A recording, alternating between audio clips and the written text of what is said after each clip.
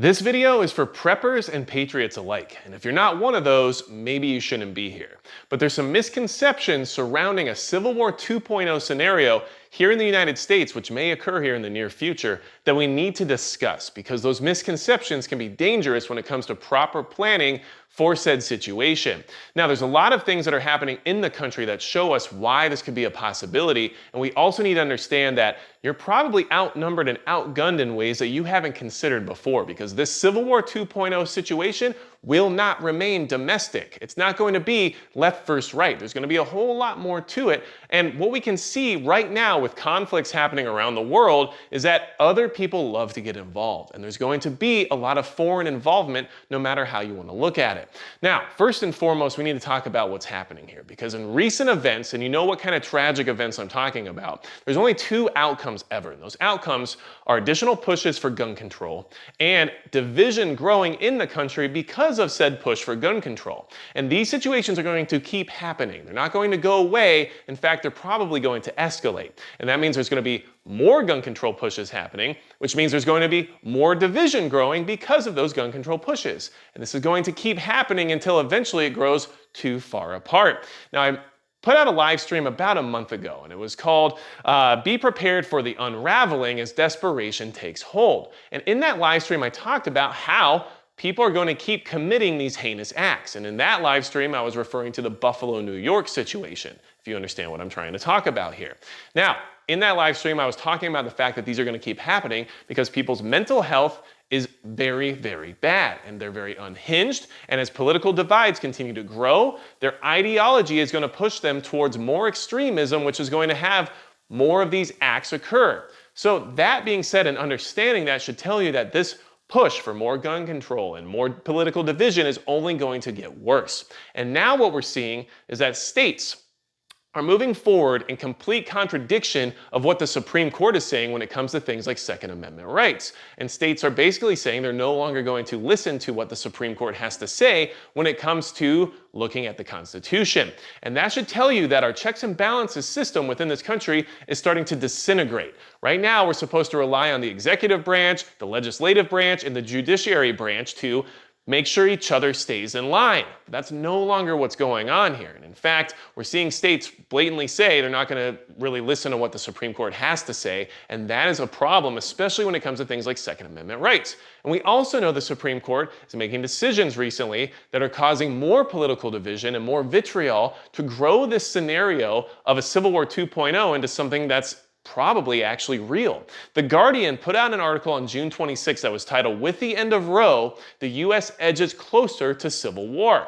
And the whole article is basically discussing the fact that there is no longer a question of whether or not a Civil War 2.0 will occur. The question is now, how will the sides form and who will win? And that's exactly the kind of information and messaging that's going through the mainstream media right now regarding this exact concept. Now, you also have to understand that the Washington Times put out an article on July 1st saying that a quarter of voters say they may soon have to take up arms against the government. That's a lot of people being polled, 1,000 people in total. So 250 of them basically said at some point in time, the American people are going to have to take up arms against the government because of incompetence and because of tyranny.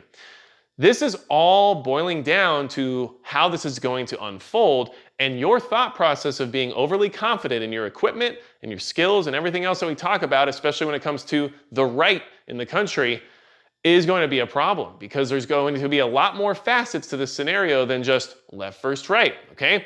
Now, the majority of those Americans that were polled said that the government is corrupt and rigged against the everyday person. And that's what a lot of belief in this country is going towards right now. As we can see, the government's definitely corrupt, definitely rigged, and there's a lot of things going on that you and I don't have a say in, which we don't agree with. And that's not how it's supposed to work now, is it? Okay?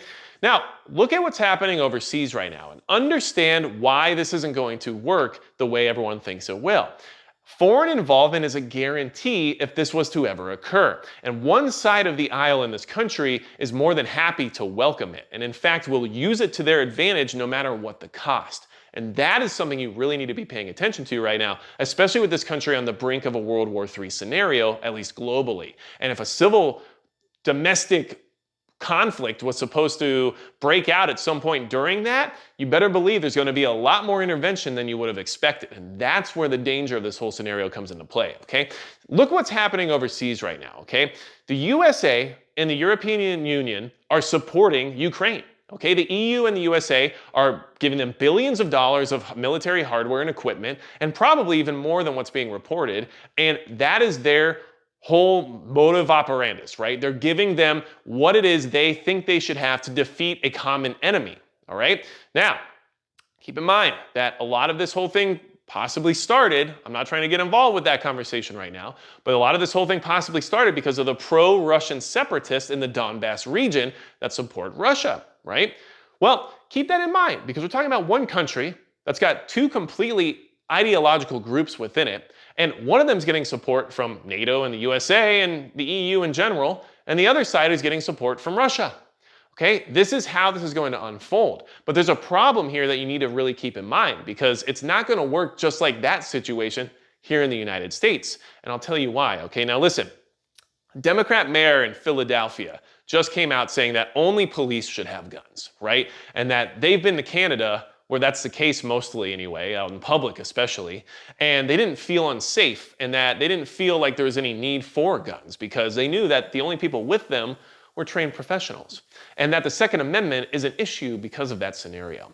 This is going to keep getting pushed further and further, and one ideology in this country seems to really rely on the ideas of other countries on a regular basis, especially if they're in direct contradiction as to what our Constitution says. And that is something that's happening more and more. So this is an example of not only additional gun control and why we should be like other countries, but it's also an example as to the acceptance and willingness to receive the help from other countries, especially in regards to these situations when it comes to doing what they feel is right based on their ideology, okay? So here's what you need to really think about, and this is why I wanted you to watch this video and what I wanted to get to in the sense of the point, all right? On the left, okay, and look, I'm not trying to say I'm some diehard right-wing extremist. I'm not trying to say I'm some super liberal left-wing bleeding heart. I am a guy who makes my own decisions, and I don't let politicians or political groups tell me how to think. But this is what our country is coming to, and this is the political divide that we have to be realistic and honest about existing, okay? On the left, who do you think they would be willing to work with? Who do you think they follow in regards to rights and laws and restrictions and everything related to that, okay? And how do the left-wing politicians present themselves when it comes to entities they're affiliated with? Well, let's see. We have Canada, right? We have China. We have the United Nations. We have almost the entire EU. And in fact, if you were to listen to any mainstream media coming out of countries like the UK or Australia or a lot of these other countries, they're all promoting pro-gun control movements here in the United States as well. They're trying to push the agenda for us from their own country, okay? So this is all happening, and these countries are more than willing to help the effort right now. And who do you think they'd be willing to help if things got to a Civil War 2.0 scenario? And what side do you think would be willing to accept that help and in fact willing to ask for it, all right? Regardless of compromise, regardless of the cost. Okay, now on the right, who's on the right? Around the world, if you look at it that way, who's on the right? Generally, it's regular people, okay? Some of you might say the military, possibly. Not all of it, and especially not in the leadership, I would say at this point in time, wouldn't you? But maybe the military. Okay, good, great. But the right basically has regular people. All over the planet, that's who they're represented by, the regular person, okay? They don't have the governments and the militaries necessarily on their side, and they're not in control of them in many ways. Most of the time, it's the left, because that's what's happening to the world, unfortunately, right? Because people are so worried about this dichotomy of left versus right, that they can't get out of their own way, all right? So who is the right going to ask for help when the left can bring in China, Canada, or whoever they want and not feel bad about it because they're okay with a lot of the rules and restrictions and anti-constitutional ideas that a lot of those countries already have, right? Who's the right going to ask? Who's the right going to call on? Okay, what other country out there is just like America that can actually back up a conflict, a military-esque conflict within the United States and actually provide the firepower and support required, kind of like what we're doing for Ukraine right now, that will actually combat these other countries that the left is definitely willing to work with. Like I said, China, okay? Some of you might say, well, maybe Russia? Well, I don't know. I mean, it seems like them and China are working pretty well together now, don't you think?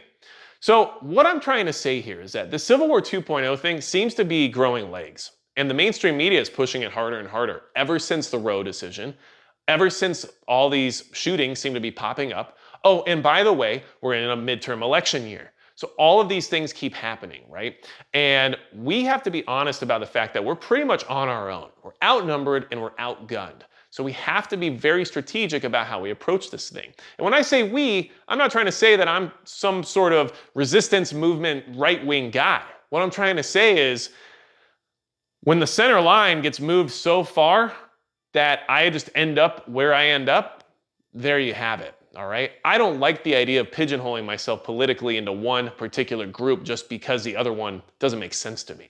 But that's exactly what this country has done to a lot of people. And the people who are left over, especially the ones who are very ideologically driven and very extreme, those are the ones committing these heinous acts, which is pushing this whole thing further and further towards oblivion. And that's why we need to be prepared for this, okay? Who are we going to ask for help? Who are we going to rely on when it comes to hardware? Who's going to give us billions of dollars of equipment and training? That's something you definitely need to be thinking about right now. Because if you think that NATO and the EU is just giving billions of dollars to Ukraine right now and they don't have a problem with it, and that no one would do said thing if the United States broke out into a civil conflict, you're wrong. And then who do you think they're giving it to, right? And don't forget that a large part of this country that's on that side of the aisle likes the federal government.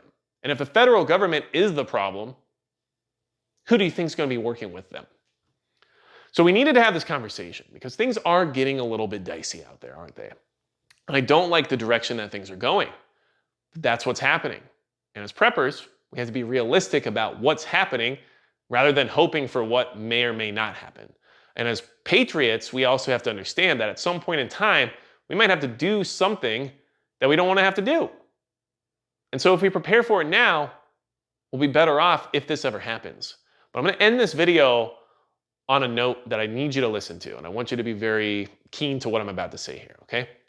I don't want this to happen. No one should want this to happen.